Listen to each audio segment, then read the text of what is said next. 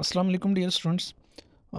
हमने oral pathology में cyst वाला जो टॉपिक है वो स्टार्ट किया था। और इससे पहले सिस्ट की जो जनरल क्लासिफिकेशन है, ओडोंटोजेनिक सिस्ट और नॉन ओडोंटोजेनिक सिस्ट, वो हमने फिज़िकल क्लास में वो कवर की थी। अब अब हम आगे प्रोसीड करते हैं। तो आगे आने वाले टॉपिक्स में एक तो हम डिफरेंट टाइप्स ऑफ सिस्ट पढ़ेंगे। मोस्ट प्रोबेबली ओडोंटोजेनिक सिस्ट, हर एक सिस्ट को हम अलग अलग एक एक लेक्चर में कवर करेंगे। और आज वाला टॉपिक जो है वो मोस्टली ट्रीटमेंट ऑफ सिस्ट के बारे में है। तो एक तो ये भी आपको थोड़ी सी इसमें वो होगी कि भाई सिस्ट, हर सिस्ट का हम उसके साथ, जिस तरह ओरल पैथोलॉजी में एक सीक्वेंस होता है कि जब आप डिजीज़ डिस्कस करते हैं तो उसी डिजीज़ के साथ आप उसकी ट्रीटमेंट भी हर डिजीज़ के एंड में वो डिस्कस करते हैं। मोस्टली जो ट्रीटमेंट सिस्ट के लिए होता है तो वो सब सिस्ट के लिए कॉमन है। जिस तरह ट्यूमर ट्यूमर होती है उसके लिए भी मोस्ट ऑफ्टन एक कॉमन ट्रीटमेंट ऑप्शन हमारे पास अवेलेबल होता है, तो उसी तरह सिस्ट के लिए भी एक कॉमन ट्रीटमेंट ऑप्शन या ऑप्शंस होते हैं। यहाँ पर हम सिस्ट को एक या दो तरीक़ों से ट्रीट कर सकते हैं, उसकी ट्रीटमेंट कर सकते हैं। तो वो सब सिस्ट के लिए यूनिवर्सल हैं। तो डिस्पाइट कि हम हर एक सिस्ट में वो ट्रीटमेंट ऑप्शन पढ़े, हम उधर सिर्फ उस ट्रीटमेंट का नाम या नेम वो मेंशन करेंगे कि भाई रेडिकुलर सिस्ट जो है वो इस प्रोसीजर के थ्रू ट्रीट होती है। और आज वाले लेक्चर में हम वो प्रोसीजर्स डिटेल्स से पढ़ेंगे। बाकी आने वाले जो सिस्ट होंगे तो उसमें हम ट्रीटमेंट में सिर्फ वो नेम लिखेंगे, वो प्रोसीजर का नाम लिखेंगे, लेकिन आपने प्रोसीजर आज अंडरस्टैंड करना है। जो ट्रीटमेंट होती हैं सिस्ट की वो मैंने पहले ही बताया कि मोस्टली वो सेम ट्रीटेड होती है तकरीबन सब सिस्ट के लिए। एक्सेप्शन उसमें है ओडोंटोजेनिक केराटोसिस्ट, एक सिस्ट होती है, आगे पढ़ेंगे। उसमें एक्सेप्शन है कि उसको थोड़ी, उसको भी हम इसी ट्रीटमेंट के थ्रू वो कर सकते हैं, इसी प्रोसीजर के थ्रू ट्रीट कर सकते हैं, लेकिन उसके कुछ वेरिएशंस होते हैं, कुछ टाइप्स होते हैं जो हम इन आने वाले जो हम ट्रीटमेंट ऑप्शंस पढ़ेंगे उसके हिसाब से ट्रीट नहीं कर सकते। सही है। सबसे कॉमन और सबसे जो मोस्ट सुटेबल ट्रीटमेंट है उसको हम कहते हैं ई न्यूक्लिएशन। सही है, ई न्यूक्लिएशन एंड प्राइमरी क्लोजर, लेकिन प्रोसेस का सिर्फ नाम जो है स्पेसिफिक वो ई न्यूक्लिएशन है। तो हम ई न्यूक्लिएशन पढ़ेंगे, साथ साथ में और भी ट्रीटमेंट ऑप्शंस अगर है तो वो भी पढ़ेंगे सिस्ट के लिए। लेकिन ई न्यूक्लिएशन का सबसे बड़ा जो एडवांटेज है वो ये है कि ये इफेक्टिव होता है, यूजुअली इफेक्टिव होता है हर किस्म के सिस्ट के लिए। ये मोस्ट प्रोबेबली क्या होता है भाई, इफेक्टेड होता है। अच्छा, ई न्यूक्लिएशन एंड प्राइमरी क्लोजर, पहले इसकी तरफ आते हैं कि इसका क्या मतलब होता है।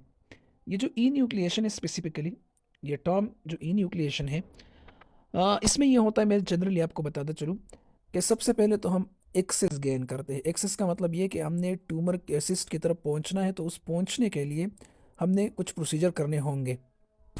तो प्राइमरी एक्सेस गेन करने के लिए या एडिक्वेट एक्सेस गेन करने के लिए हमने कुछ और प्रोसीजर्स भी करने होते हैं। सबसे पहले एक प्रोसीजर है जिसको हम कहते हैं फ्लैप क्रिएशन। अच्छा, फ्लैप क्या होता है, फ्लैप क्रिएशन क्या होती है।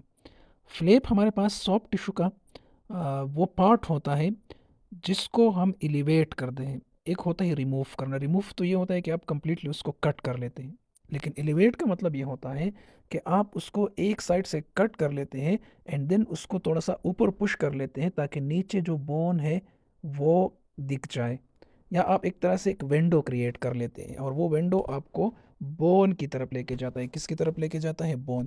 तो एक तो आपने फ्लैप की क्रिएशन करनी है। सही है। फ्लैप में ये क्वालिटी होती है कि जब आप बोन में या अंडरलाइंग जो स्ट्रक्चर है उसमें काम कर ले, प्रोसीजर कर ले, तो आप उसको वापस अपनी जगह पे लेके आते हैं फ्लैप को, और फिर आप उसको क्या कर लेते हैं, सूचर्स कर लेते हैं, प्रॉपर उसकी सूचरिंग कर लेते हैं। सही है। ई न्यूक्लिएशन, जब आप फ्लैप क्रिएट कर लेते हैं और जो सिस्ट है वो आपको दिख जाए, तो ई न्यूक्लिएशन का मतलब ये है कि सिस्ट को कंप्लीटली रिमूव करना along with the walls of cyst. Cyst को हम क्या करते हैं, जो सिस्ट की लाइनिंग होती है, जो वाल्ड होते हैं उसके उसके साथ हम सिस्ट को कंप्लीटली स्कूप आउट करते हैं। इस तरह स्कूपिंग होती है। सही है। तो स्कूप आउट करते हैं कंप्लीटली, उसको हम क्या करते हैं, रिमूव करते हैं किसी ब्लंट इस इंस्ट्रूमेंट के साथ, ज़्यादा शार्प नहीं। सही है। उसको हम कंप्लीटली रिमूव करते हैं, होल जो सिस्ट वाला पूरी बॉडी होती है उसको रिमूव करते हैं। सही है।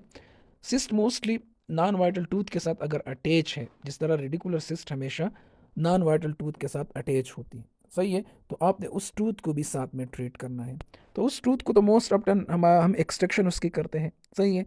तो वो टूथ तो एक्सट्रैक्ट हो जाएगी, लेकिन कभी कभी इस तरह होता है कि जो साथ वाला टूथ होता है ना, तो उसकी भी रूट या जो एपेक्स होती है, एंड पॉइंट, वो भी सिस्ट में एंटर, मतलब कि सिस्ट में के जो बाउंड्री होती है उसमें आ जाता है।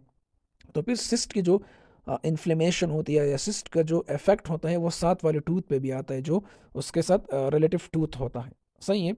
तो हमने उसी टूथ को भी ट्रीट करना होगा। तो उसको तो आप प्री ऑपरेटिवली एंडोडोंटिक से ट्रीट कर सकते हैं। प्री ऑपरेटिवली हम इसको इसलिए ट्रीट करते हैं कि अगर हमने सिस्ट रिमूव करना है तो इस वाले टीथ में पेन सेंसेशन पॉसिबल नहीं। तो पेन सेंसेशन से बचने के लिए या पोस्ट ऑपरेटिव पेन से बचने के लिए हम पहले से इस टीथ में आरसीटी कर लेते हैं, सही है। तो आरसीटी से इसका जो पेन होता है या पोस्ट ऑपरेटिव पेन होता है वो ख़त्म हो जाता है।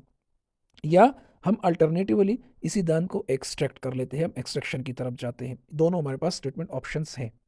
तो भाई आपने क्या किया, थोड़ा सा रिकॉल करते हैं। आपने सबसे पहले फ्लैप क्रिएट की, सॉफ्ट टिश्यू को हटा दिया। फिर उसके बाद बोन तक आपको एक्सेस मिली, आपने वाल्ट के साथ कंप्लीटली जो ट्यूमर है या सिस्ट है उसको रिमूव कर लिया। अब चूंकि ये जिस जिस बोन में मौजूद होता है, तो उस बोन की जहाँ से हमने कटिंग की है या रिमूव किया सिस्ट को, तो उसकी इच को हम स्मूथ करते हैं, सही है। एंड आप उसकी ब्लीडिंग कंट्रोल कर ले और प्रॉपर इरिगेशन कर ले। समझ में आई बात।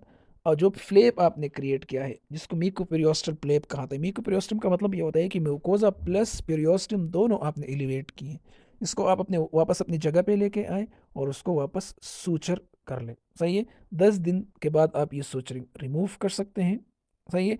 अगर एक बंदा जो बहुत ज़्यादा उसकी टेक्निक जो है वो डेवलप है, उसकी प्रैक्टिस डेवलप है, तो लार्ज से लार्ज सिस्ट जो है वो ई न्यूक्लिएशन उसकी हो सकती है, ई न्यूक्लिएशन पॉसिबल, सही है।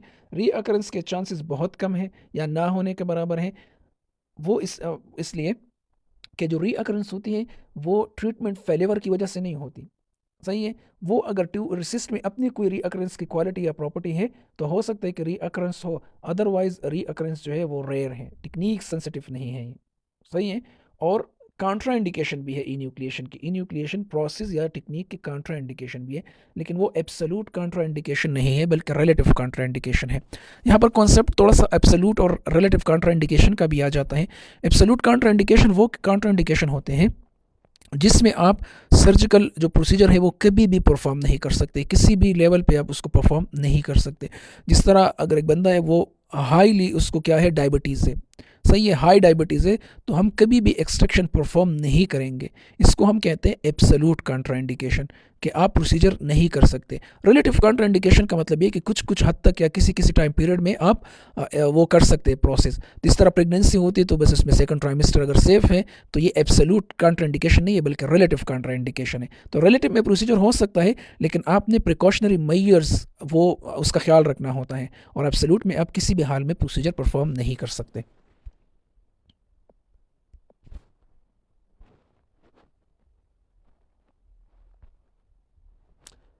ये अगर आपको दिखाई देता है, समझ में आई बात। तो इसी तरह कंप्लीटली हम उसको रिमूव करते हैं, और ये क्यूटी जो है ये फ्यूचर में फिर बोन और जो टिश्यू है उससे वो खुद ब खुद फिल्ड हो जाती है ये। अच्छा, जो दूसरा प्रोसीजर है, ट्रीटमेंट ऑप्शन है सिस्ट के लिए, उसको मार्सपिलाइजेशन कहा जाता है। जो मार्सपिलाइजेशन है उसमें सिंपली हम क्या करते हैं, मैं जनरल बता देता हूँ कि इसमें भी आप ट्यूमर के अंदर जितनी भी डेब्रिज होते हैं, जितनी भी फ्लूइड्स होते हैं, उसको कम्प्लीटली रिमूव करते हैं, लेकिन ट्यूमर के जो वाल्स होते हैं उनको अपनी जगह छोड़ देते हैं। होता यह है कि ये बहुत ज़्यादा लार्ज ट्यूमर्स में होता है मार्सपिलाइजेशन, जिस तरह केराटोसिस्ट आपके पास आ गई, सही है। तो इसमें कम्प्लीटली जो सिस्ट रिमूव करना वाल्स के साथ, तो ये बहुत ज़्यादा मॉर्बिडिटी की तरफ जाएगा। तो इस वजह से हम सिस्ट के अंदर जो डेब्रिज है उसको रिमूव कर लेते हैं, जिस तरह डिकम्प्रेशन होती है, और फिर हम जो वाल रह जाते हैं सिस्ट के उसको सॉफ्ट टिश्यू के साथ सूचर कर लेते हैं, उसी के साथ अटैच कर लेते हैं। कुछ टाइम तक उस कैविटी में गाज रख लेते हैं। इसके पोस्ट ऑपरेटिव जो मैनेजमेंट है वो भी डिफ़िकल्ट है, ऑपरेशन के बाद जो मैनेजमेंट होती है, गाज रख लेते हैं, उसमें कॉटन्स रख लेते हैं, और फिर टाइम टू टाइम वो कैविटी जो होती है वो टिश्यू और बोन से भर जाती है या बोन उसको फिल्ट कर लेती है, सही है। तो यहाँ पर वो लिखा है कि the cyst is open for enucleation, पहले इसकी इन्यूक्लिएशन हो जाती है, but the lining is left in place. जो इसकी लाइनिंग होती है उसको हम छोड़ देते हैं और उसको हम सूचर कर लेते हैं किसके साथ, उसके साथ सूचर कर लेते हैं सॉफ्ट टिश्यू के साथ। सही है। और ये एक ओपनिंग रह जाती है जो कम्युनिकेशन होती है ओरल कैविटी के साथ, इसकी कम्युनिकेशन होती है, मतलब कि बोन से ओपनिंग है टुवर्ड ओरल कैविटी। सही है। इससे में क्या होता है, एक पाउच लाइक स्ट्रक्चर बना लेते हैं। सही है। जिसमें फिर बाद में म्यूकोजा वगैरह और जो सॉफ्ट टिश्यू है, हार्ड टिश्यू है, वो ग्रोथ करके उसको पाउच को क्या कर लेती है, फिल्ट कर लेती है। इस तरह ये पहला यहाँ से आपने रिमूव कर लिया, ये देखो एक ओपनिंग से रह गई। सही है। फिर ये सूचर्स लगा लिया और इसको कम्प्लीटली सूचर कर लिया, और ये यहाँ पर हमने गाज रख लिया। तो टाइम के साथ साथ फिर ये गाज हम रिमूव कर लेंगे, एंड देन इसमें जो टिश्यू है वो ग्रोथ कर लेगा।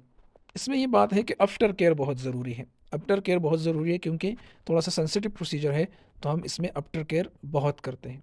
सही है। और रेगुलरली इसकी चेकअप करते हैं, वॉश आउट करते हैं। सही है। और जब ये प्रॉपर श्रिंक हो जाए तब इसमें हीलिंग जो होती है वो पॉसिबल होती है। वही है। अच्छा, यहाँ पर ये कॉन्सेप्ट ये है कि ऐसा हम करते क्यों है। वो इसलिए कि जब बहुत ज़्यादा लार्ज सिस्ट होते हैं ना, तो जब आप उसको रिमूव कर लेते हैं तो जो बोन हो वो बहुत ज़्यादा वीक बन जाता है, उस रिमूवल से, उस एक्सीजन से बोन का बहुत हिस्सा उसमें ख़राब हो जाता है। तो पूरा बोन फ्रैक्चर या जा फ्रैक्चर के बहुत चांसेस बढ़ जाते हैं। सही है। तो फिर क्या होता है कि हम पहले इस सिस्ट को श्रिंक कर लेते हैं, छोटा बना लेते हैं। सही है। और जब ये छोटा बन जाता है और इसमें न्यू बोन, इस सिस्ट के अंदर जो क्यूबिट है न्यू बोन उसमें ग्रोथ कर लेता है, तो सिस्ट की जो ये लाइनिंग है, ये बाद में फिर हम इसको इस लाइनिंग को भी रिमूव कर सकते हैं। लेकिन पहले हम इसको कम्प्लीटली इसलिए रिमूव नहीं करते कि फ्रैक्चर के चांसेस ज़्यादा होते हैं, बोन जो है वो बहुत ज़्यादा वीक हुआ होता है। अच्छा, ये थर्ड क्यूरेटेज, क्यूरेटेज स्पेसिफिक या इंडिविजुअल ट्रीटमेंट ऑप्शन नहीं है सिस्ट के लिए, लेकिन ये एज अ एक्सेसरी यूज़ होता है। जब आप इन्यूक्लिएशन कर लेते हैं तो जो छोटे छोटे पार्टिकल्स रह जाते हैं या कुछ हिस्सा सिस्ट का रह जाता है, तो फिर हम इसको कैवरेट से या किसी और ऐसे इंस्ट्रूमेंट से, ब्लंट इंस्ट्रूमेंट से कंप्लीटली स्क्रैप कर लेते हैं, उसकी स्क्रैपिंग कर लेते हैं बोन की, और उसकी क्यूरेशन कर लेते हैं। जो रिमेनिंग पार्ट होता है सिस्ट का, वो हम इससे क्या कर लेते हैं, रिमूव कर लेते हैं, कंप्लीटली इसकी क्लीनिंग कर लेते हैं। सही है। जिस तरह इन्होंने एग्जांपल दिया कि ऑटोन्टोजेनिक केरोटोसिस्ट में, कि वहाँ पर लाइटली अगर आप क्यूरेटेज कर लें तो जो रिमेनिंग स्मॉल फ्रेगमेंट्स होते हैं, स्मॉल फ्रेगमेंट्स सिस्ट के, वो कंप्लीटली रिमूव हो जाते हैं।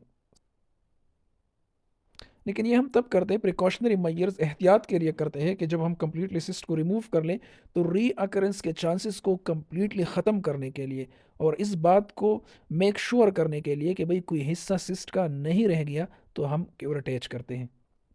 तो ये 3 कॉमन ट्रीटमेंट ऑप्शन थी, या 2 कॉमन ट्रीटमेंट ऑप्शन थी जो तकरीबन हर ओडोंटोजेनिक सिस्ट के लिए परफॉर्म होती हैं।